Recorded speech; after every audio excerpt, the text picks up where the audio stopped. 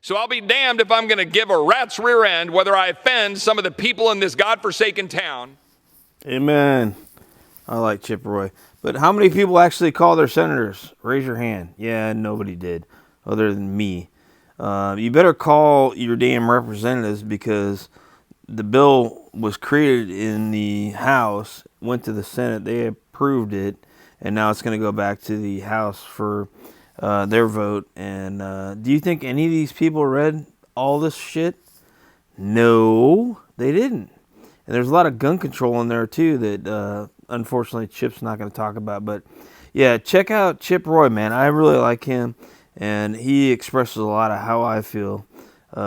Just the corruption in the government. And I thank the gentleman from Texas and wish him well and a very Merry Christmas with his family and safe travels home. And I too share his affinity for wanting to work across the aisle. I've done so on numerous occasions.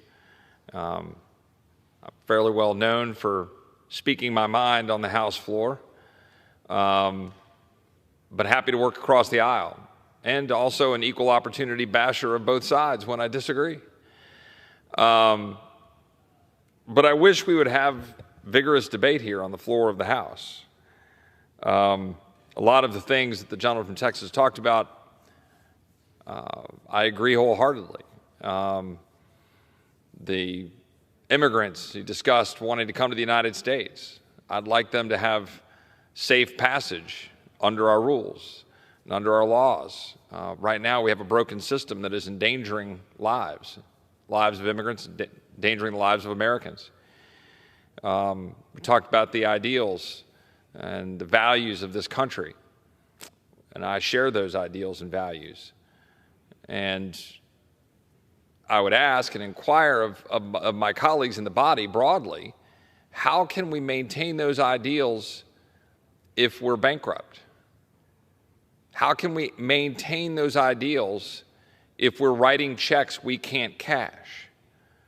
I can give speech after speech after speech about this topic, but unless we change our ways on both sides of the aisle, this country will not survive.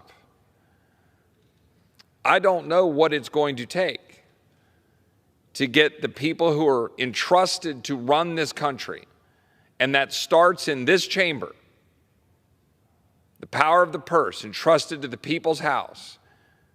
We are abusing it. We are conducting our duties irresponsibly, both sides of the aisle. Today, the United States Senate, supposedly the, quote, upper chamber, the House of Lords in the United States, if you will, sent us, or is in the process of sending us after voting for it, a 4,155-page bill unveiled yesterday morning at 1:30 a.m. that will cost $1.7 trillion.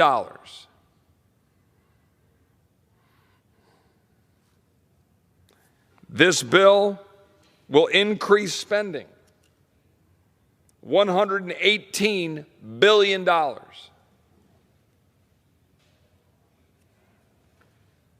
This bill has $45 billion for the country of Ukraine. 21% over President Biden's request, by the way. $40 billion for disaster relief. $15 billion for 7,234 earmarks. With the senior senator of Alabama, Richard Shelby, walking out of the Senate with a legacy of $670 million. I believe the senior senator said that monuments are from pigeons and dogs in response to my criticism. Well, there's a lot of stuff in your name in Alabama, and you just got some more, Senator Shelby. Is that what this is about? Because who's paying for that? He's not paying for it. Our kids and grandkids are paying for it. You know what else we're paying for? We are paying for $500,000 to the Long Island Gay and Lesbian Youth Incorporated, $113,000 to the LGBT Center of Greater Reading, Pennsylvania, $1.5 million for the Loft LGBTQ Community Center New Home Project in New York, which I got excoriated as somehow being hateful for tweeting that out earlier by one of my colleagues. Now, hold on a second. So I'm hateful for raising whether or not we should have $1.5 million set aside for a Loft Community Center in New York that is then divvied up by both age and sexual identity or preference. Okay, I'm the bad guy for thinking that maybe taxpayers are thinking, why are we doing that? $750,000 for New York-based In Our Own Voices, Inc., which aims to strengthen the voices of LGBT people of color and increase their capacity for combating oppression and marginalization. $250,000 to support Wisconsin's first-in-the-nation gay rights law book and archive. How about the climate agenda? $1.3 million for workforce development activities at a climate change education center in the Los Angeles Community College District. $3 million for clean energy workforce development at the New York State Energy Research and Development Authority. $200,000 for the Rhode Island AFL-CIO's Climate Jobs Workforce Training Initiative. $875,000 for green energy on demand at Clarkson University. $400,000 for the placement of at-risk young adults into the green jobs industry. $2 million for community-driven air quality environmental justice assessment at the University of Illinois. $2 million for a climate change impact on water initiative at Texas State University. I represent Texas State University, and that's garbage. Why are we doing this? $10 million for the state of Hawaii's zero-emission bus program. $1.6 million for the Center for Wind Energy at UT Dallas. Texas is pretty well represented with all these earmarks. Inequality and equity. The Omni funds pointless equity initiatives and subsidies even more radical ideologies, such as $1.5 million for equity and ecosystem health through water column development, $2.25 million for the Shoreline Equity and Adaptation Hub, $750,000 for the acquisition of a building in Brooklyn, New York to create the Brooklyn Center for Social Justice, Entrepreneurship, and the Arts, $300,000 for the City of Sacramento's Neighborhood Equity Initiative, $477,000 for the Equity Institute's Teacher Professional Development. How about racial wokeness? A few examples. $443,000 for the Racial Justice Improvement Project at Montgomery County DA's office. $1 million for the Penumbra Theater in St. Paul, Minnesota to develop and implement a curriculum for racial healing and equity training. $1 million for $800,000 for economic development for black communities in Colorado, $750,000 for a minority-owned small business emergency assistance program in Seattle. I could go on and on and on for all of the things that are put in here, divvying us up by race, divvying us up by gender ideology, all of those earmarks just flooding out with money we don't have. But that's not even the worst of it. That's not even the actual irresponsibility of this body. That's just pork spending that this body is used to doing to the tune of $15, $16 billion. The real problem is that we are funding a whole alphabet soup of federal agencies that are demonstrably not doing their job, but more importantly, are demonstrably targeting the American people.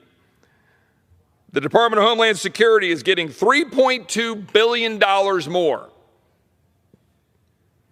with no policy changes required, and in fact, unbelievably, with restrictions on how that money can be used. It may not be used for security. It may only be used for processing more people.